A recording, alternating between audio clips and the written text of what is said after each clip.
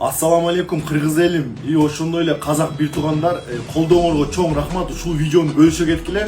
Досторуңар менен бардыгы көрсүн ушул видеону. Ошондой эле казак бир туугандарга ыраазычылык билдиргим келет. Карапайым эли өтө жакшы колдоду мени. Ушунчалык чоң рахмат. Алла ыраазы болсун. Мага комментарий жазып атышты, личкаман жазып атышты, толтура жазып колдоп, мага дем күч берип, казак кыргыз бир тууган мындай деп тынбай жазып атышты. Чоң рахмат казак элине. Алла разы болсун, казак кыргыз бир тууган. И насчет бой эмне себептен отмена болду? Отмена Ануар келип мага ошондой кичине неметкен үчүн разогрев бой болду да. Разогрев бой болгон үчүн бой отмена болуп кетти. И отмена болгондо Найза лигасы эмне себептен мени койду дагы Марсель менен Ануар болду урушпайт биздин лигада деп. Мен биринчиден Найзада өмүрүмдө урушкан эмесмин. И Найзадан бой дагы сурабайм менчи.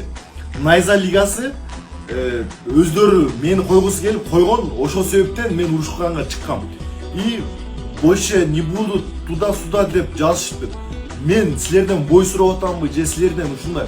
Мен бой жаккам, мен 3 айдын ичинде уже 4-чү бой подряд чыгып кетти. Найзанын алдындайам, мага хардкор лигасы бой предлагать эткен 19 апрелге. Мен ал жерден отмена болуп Найза лигасына келдим. И Найза лигасы гостьтүн сыйлашты билиш керек да мындай. Бул конок деп, конокту сыйлашты билиш керек. Мен бардым, вес курдум, тренировка кылдым, убактым кетирдим. Мени просто так мындай пайдаланып коюшту да. Мен и Найза лигасы менен реклама сурады, мындай кылып бер, андай кылып бер. Полный кылып бердим, мен реклама кылдым, мага 1 сом акча бербеди. Мен любой лигада мен чоң сумма акча алам. Любой лигага кирем, мен өзүмдүн ордум коюп коем любой лигагачы. Мен даже претендент чемпионский пояс хардкормун, мен даже претендент октагондо чемпионский претендентмин. И ошондой эле мындай Казакстанда лига толтура, рейтинги күчтүү лигалар толтура. Найза өзүн серьезный лига көрсөткүсү келдиби же Нурбек Карабала өзүн жакшы көрсөткүсү келдиби? Биз ушундай скромный боец эч качан вайн тартпайт. Нурбек Карабаланын мен видеолорун көрүп атам. 4 камтоо боюнча Кыргызстандын лидеринен чексиздикти кошуп ал. 4 жумага болгону 500 сом. Максималдуу ылдамдыктагы чексиз интернет. Акысыз мессенджерлер менен социалдык тармактар. Wi-Fi'ды акысыз таратуу. Чексиз чалуулар. Жогорку сапаттагы 200дөн ашуун телеканал. Этно медиа онлайн кинотеатрын акысыз көрүү. Мой О тиркемесинен же Остор дүкөндөрүнүн акысыз есим. Баарына чексиз. Тынбай видео тартып, вайн тартып, чо за это? Серьезный лига. Серьезный лига болсо, эгер лиганын президенти патриот болсо, эч качан ставканы реклама кылбайт. Чо, мне казак, карапайым казакты туңуйкатты кыз келип атам, эмне болду? Олимпиадте эң чоң Найза деген жазуу жок ал жерде. Найзаны карасаңар кичинекей дагы Олимпиад чисто ставка.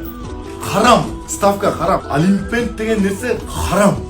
Чисто Олимпиад ставка. Чо, ставканы реклама кылып, не кылгысы келди? Казак карапайым элин не ставка жаштар спортсмендер көрөт да, не ставканы предлагать этет, мени предлагать этет. И ошондой эле серьезный лига деді. Менин досум урушты Кабардино, Болгарияда өмүрүндө бойго түшпөгөн өмүрүндө спорт эмне экенин түшүнбөйт. Чисто блогерлерди алып келип урушуптар. Чоза серьезный лига. Серьезный лигасы бар, менин гонорарымды коюп койгула. Любой серьезный лига боецти уважать этет, боецтин половина гонорарын коюп коюш керек. И гонорарды коюш керек. Еще кыргыздардын боецтерин мен лично өзүм мага келип айтышты. Кыргыздардын оңоран эмес боецин алып барып гонорарларын бербей коюпту. Чисто соперник отмена берген. Даже Найзанын чемпиону болгон боецтер бар Кыргызстанда. Даже ошону 2 жолу вес кудуктуп гонорарын бербей коюпту. Что за уважение? Спортсменду всегда уважать этиш керек. И насчет Ануар боюнча, Ануар разогрев бой кылды, внимание жетпей аткен ал боецке. Келди ушундай кылды, чисто разогрев бой. Любой лига, хоть UFC'де болот бул нерсе. Ошондуктан мындай өздөрүн хайп кылып, анан өздөрүн серьезный көрсөтүштүн кереги жок. Мынакей мага октагон лигасы чалышты. Мисалы матчмейкерлери. Рухфайтинг чалды, Рухфайтингдин президенти чалды, даже Номадтын матчмейкери жанымда жүрдү. Ануарды поддержка берели, бул казак бир тууганыбыз деп. Мынакей чыныгы лига ошондой болот. Чыныгы казакка күйүнгөн, спортсменге күйүнгөн лига чисто ошондой болот. Анан кийин биз патриотпуз, мына Ануарды 15 суткага камап таштады. Мен барып өзүм сотто катыштым. Мен айттым, Ануардын виноваты жок, мен эчтеке бул жерде эч кандай неме жок деп мен өзүм наоборот өзүм турдум ошол жерде до конца. 15 суткага камап койду. 2 баласы бар, 2 баласын ким карайт? 2 баласын багыш керек, 15 сутка ал жерде отурат. Зачем?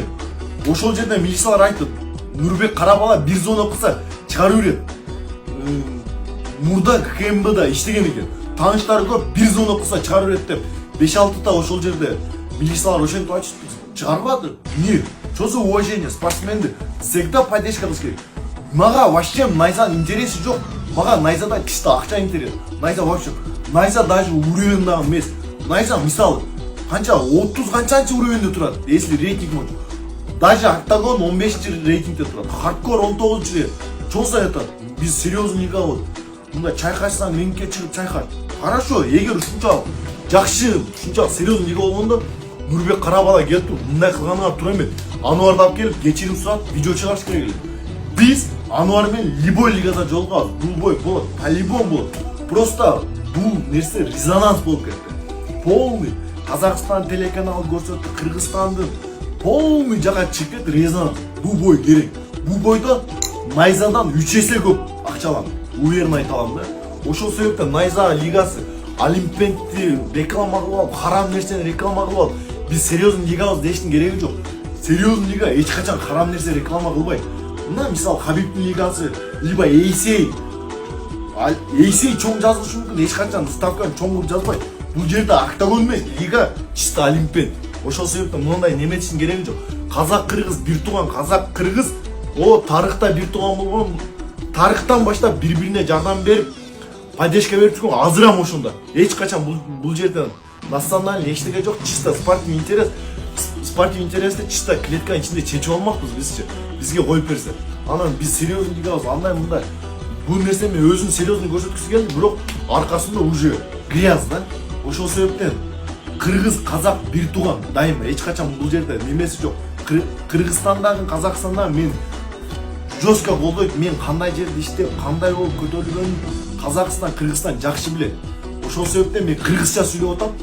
Орустар көрүп, башка лигалар көрүп мындай болду дебейсин. Ошол себептен Кыргызстанга, Казакстанга чоң рахмат карапайым элине. Мына бизге окшогон байестерди колдоп, биз бул жерде чисто акча үчүн семьяны багыш керек. Менин атам менен апам бар, аларга чисто мен өзүм лично өзүм карайм бардым десем.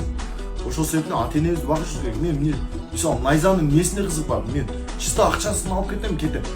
Бир бой ушмакмын, кайра ушмак эмесмин да. Ошол себептен мындай өзүн жакшы көрсөтүп биз мындай лига андай зачем кереги бар? Ошол себептен казак-кыргыз бир тууган. Всем ассаламу алейкум.